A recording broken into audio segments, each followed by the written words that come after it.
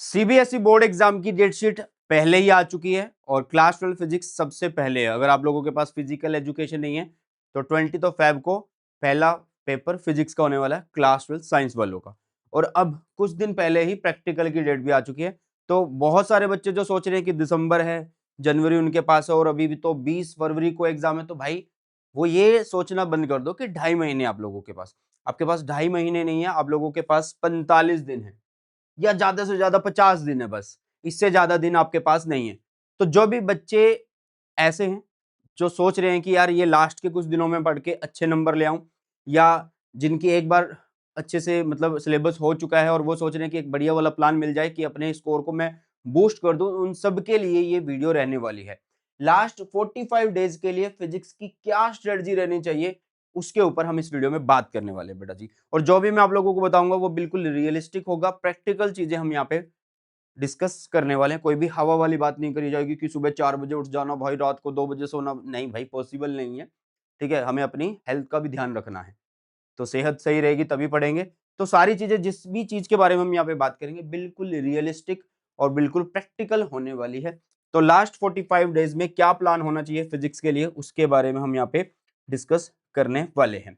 सबसे पहले आप लोगों को एक चीज समझ लेनी है कि लिमिटेड टाइम है। जैसे अभी भी मैंने बोला आप लोगों को कि दिसंबर, जनवरी और फरवरी, ये नहीं सोचना है कि भाई तुम्हारे पास दिसंबर का टाइम है, भाई अभी तो आज 3 दिसंबर है और पूरा महीना मेरे पास पड़ा हुआ है, फिर जनवरी और फरवरी 20 को मेरा फिजिक्स का एग्जाम। अगर फिजिकल एजुकेशन तुम्हारे पास नहीं है तो भाई मैंने अभी भी बोला कि आपके जो प्रैक्टिकल एग्जाम है एक तो वो है ना, आप लोगों के क्या है भाई, प्रैक्टिकल एग्जाम एक तो वो होंगे।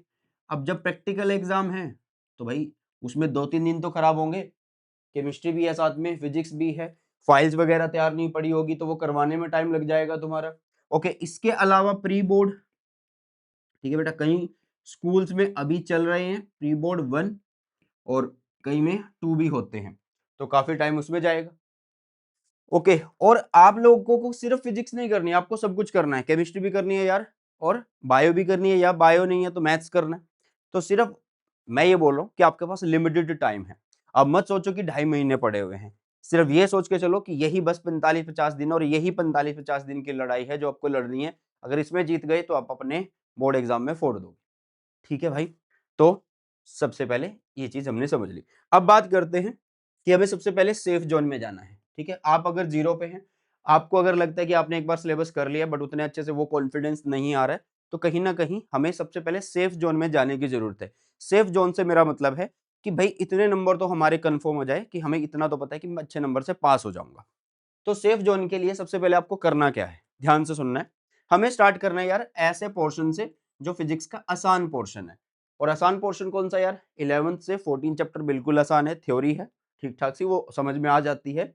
डेरिवेशन इतनी नहीं है, सिर्फ 12th चैप्टर के अंदर है। ओके, तो 11 से 14 अगर आप करते हो तो ये जल्दी सिलेबस भी हो जाता है। ठीक है, मतलब आप 10 दिन में, 10 से भी कम दिन में आप इनको निपटा सकते हो, विद क्वेश्चन निपटा सकते हो अगर आप अच्छा सेल्फ स्टडी टाइम इनको देते हो। तो 19 नंबर है आपके हो रहे हैं। इसके अलावा आप क्या कर सकते हैं, चैप्टर नंबर 5th और चैप्टर नंबर 8th इसको भी साथ में कवर कर सकते हैं, तो आपके 25 नंबर कंफर्म हो जाते हैं। क्योंकि जो आपके पास बेटा जी ये चैप्टर 19 है, इसमें एडिशन हो जाएगी 3 नंबर की एक, 3 नंबर की एक, किस किस की, चैप्टर नंबर 5th की, चैप्टर नंबर 8th की। बट मैं आप लोगों को ये सजेस्ट नहीं करूंगा सिर्फ आप 25 नंबर का करके जाओ, नहीं, मैं आप लोगों को बोलूंगा सिलेबस पूरा करो, तैयारी पूरी करो। ठीक है, जितना आता सब कुछ लिखाना। अब सुनो पहले, तो सेफ जोन में जाने का मतलब है कि इतने नंबर तो हमारे कंफर्म है कि भाई इतने नंबर तो मैं ले आऊंगा। बट आपको इस तरीके से भी नहीं करना है, आपको करना है ये एक ब्लॉक और एक ब्लॉक ये वाला करना है। रे ऑप्टिक्स से थोड़ा सा बड़ा चैप्टर है बट मुश्किल नहीं है भाई, थोड़ी सी ज्योमेट्री यूज होगी और आपको ये चैप्टर बिल्कुल आसान लगेगा। तो अगर आप ये और ये ब्लॉक करते हो जो कि इतने मुश्किल नहीं है, ये तो बिल्कुल आसान है, इससे थोड़ा सा मुश्किल ये है, तो भाई 19 और 18 नंबर आपके कंफर्म हो गए, मतलब 37 नंबर तो आपके कंफर्म है। जो बच्चा बोलता है कि मेरे पास टाइम नहीं है ना भाई, इतना सिलेबस में कैसे, अरे भाई आधा सिलेबस ही तो हुआ अभी, 7 चैप्टर है ना, तो 7 चैप्टर तो तू अच्छे से कर ले, बिल्कुल अच्छे से कर ले।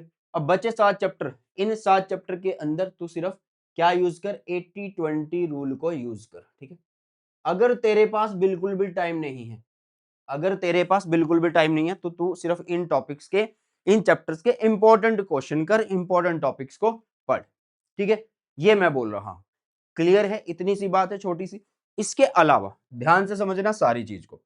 अगर आपको लगता है कि नहीं, मेरे पास थोड़ा सा टाइम एक्स्ट्रा है, तो मैं इनमें से भी कुछ सिलेक्टेड चैप्टर्स कर लूंगा, तो मेरे ख्याल से आपको जाना चाहिए 17th वाले पार्ट के लिए, मतलब 4 से 7th वाले पार्ट के लिए। क्यों? क्योंकि इसमें चैप्टर नंबर 5 अपने आप में आसान है, 6th भी आसान है, 7th अगर आपको थोड़ा सा डिफरेंशिएशन इंटीग्रेशन आता है तो भी ये आसान है, और चौथे में थोड़ी सी मेहनत लगेगी।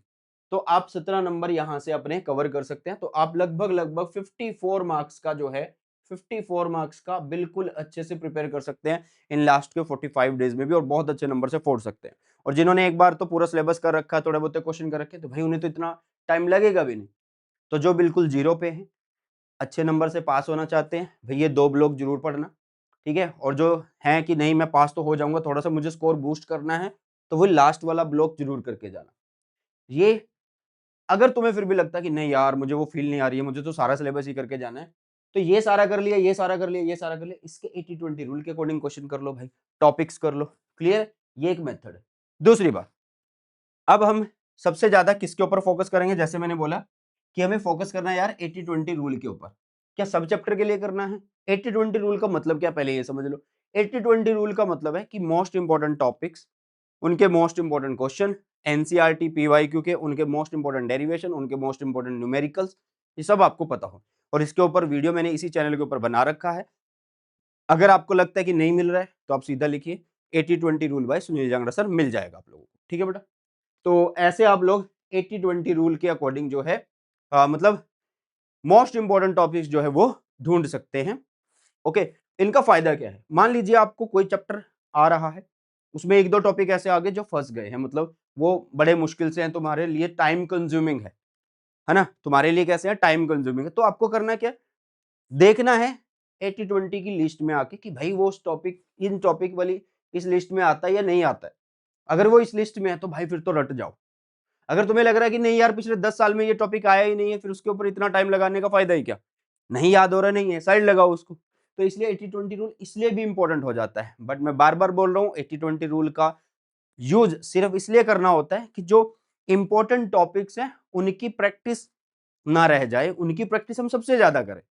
ठीक है, ये कतई नहीं है कि भाई सिर्फ 80-20 रूल कर जाना और बिल्कुल धड़ाम से वही क्वेश्चन वही पेपर सब कुछ आ जाएगा, नहीं।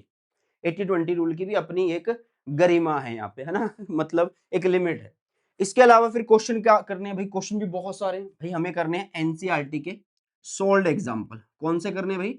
एनसीईआरटी के सोल्ड एग्जाम्पल करने हैं, और साथ में करने हैं यार 5 ईयर्स के पीवाईक्यू, 5 ईयर्स के, सिर्फ 5 ईयर्स के, क्योंकि 5 साल से ही आपका जो सिलेबस है, मतलब लेवल है पेपर का, वो मुश्किल आ रहा है। इसके अलावा यार मैं आप लोगों को बता दूं कि अनअकैडमी पे 10 दिसंबर को हो रहा है एक बहुत बड़ा इवेंट, बहुत कुछ डिफरेंट होगा उस इवेंट पर, बहुत कुछ नया होने वाला है, और उस इवेंट का लिंक आप लोगों को डिस्क्रिप्शन बॉक्स में मिलेगा। उस लिंक को जल्दी से नोटिफाई मी कर लो, ताकि जब वो इवेंट शुरू हो तो आपको सारी अपडेट, सारी इन्फॉर्मेशन, सारी अनाउंसमेंट वहां पे आपको मिल जाए बेटा जी। ठीक है, तो उसको जरूर से क्लिक कर लेना। ओके, चलिए, अब बात यह है कि भाई करना कैसे है। आप खुद से सोचिए कि आपके पास उतना टाइम है कि एक चैप्टर के आप 10-15 लेक्चर देखोगे?